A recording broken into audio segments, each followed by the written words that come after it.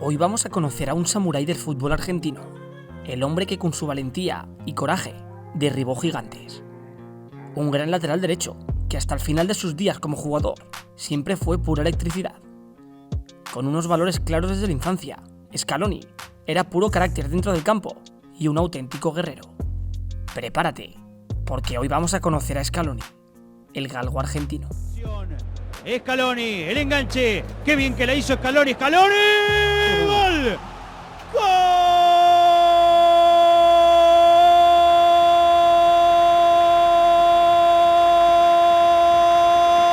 argentino! ¿Quién lo tenía? Scaloni pegándole al arco, bien por Lionel, arriba Argentina.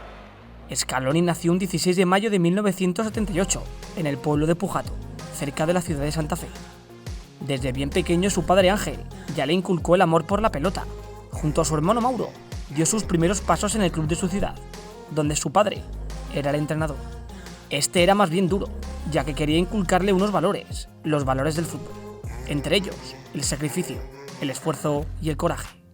A la edad de 16 años, Lionel hizo una prueba con el Newell's, equipo con el que simpatizaba desde pequeño.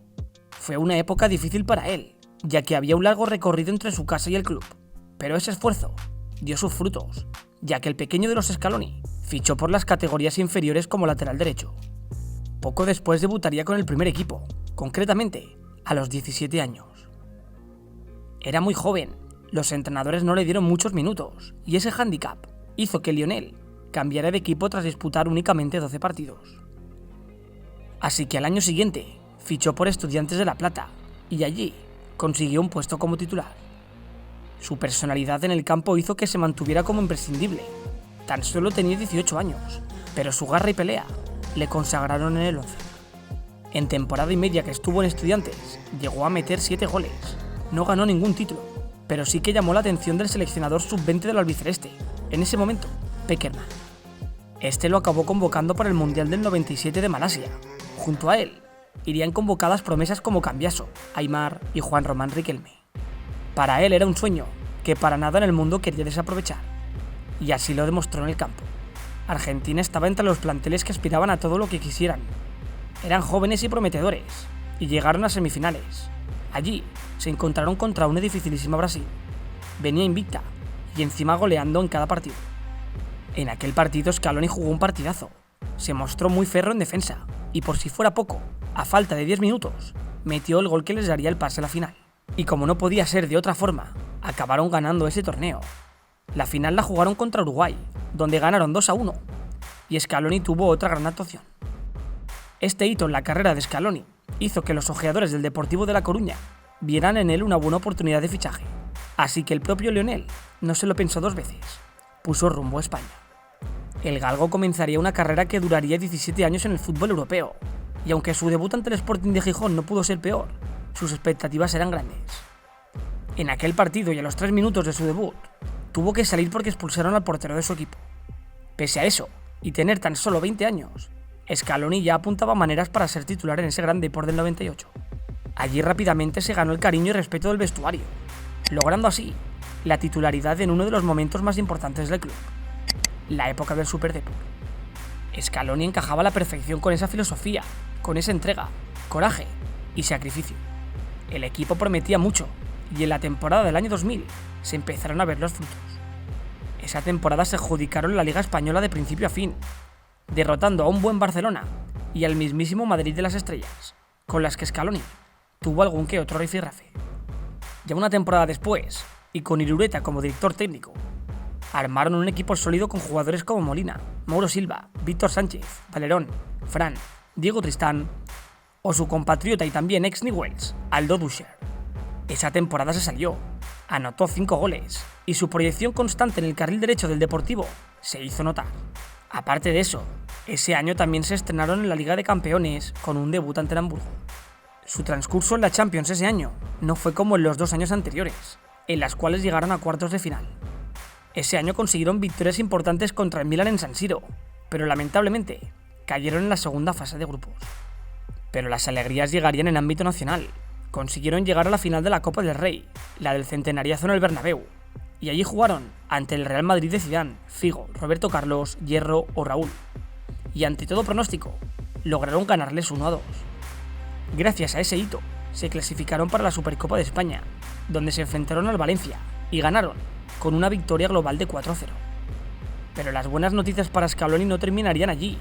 Gracias a su gran rendimiento con el Superdeport y a sus 24 años, vio su primera convocatoria en la absoluta con la Argentina. Allí, disputó un amistoso ante Libia.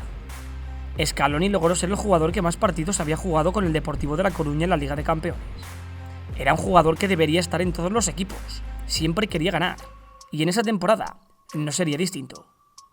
En la Champions llegaron donde nunca lo habían hecho, se plantaron en las semifinales. Allí, cayeron derrotados ante el Oporto de Deco, pero hicieron un temporadón. Previamente habían eliminado en cuartos y con remontada incluida a un gran Milan, que venía de ganar 4-1 en San Siro. Esa noche en Riazor fue mágica. Ya en la temporada del 2006 hubo un punto de inflexión en su carrera. Había rumores de que el nuevo entrenador del Deportivo, Joaquín Caparrós, no tenía muchas simpatías por los jugadores argentinos. Y la primera sorpresa fue cuando en enero del 2006 llegó el seleccionador Pekerman para verlos a él y a Ducher. Jugaban ante el Valencia y el seleccionador quería verlos para jugar el próximo Mundial, pero Caparrós no les puso ni un minuto.